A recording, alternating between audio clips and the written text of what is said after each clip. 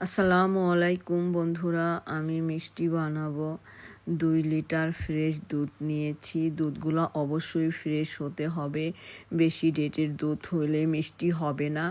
আর মিষ্টি বানানোর জন্য আমার লাগবে চিনি, এলাচি, সামান্য একটু অয়েল আর কাঁচা চিনি।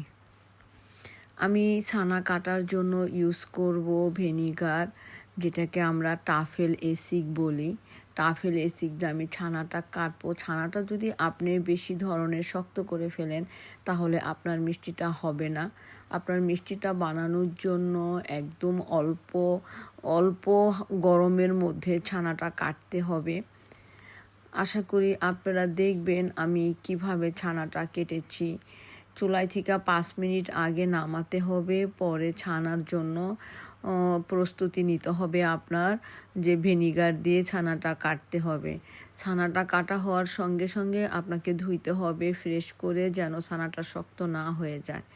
তারপরে সব কিছু মিলাতে হবে, এলাচি গুঁড়া, একটু চিনি, একটু বেকিং সোডা আর একটু অয়েল।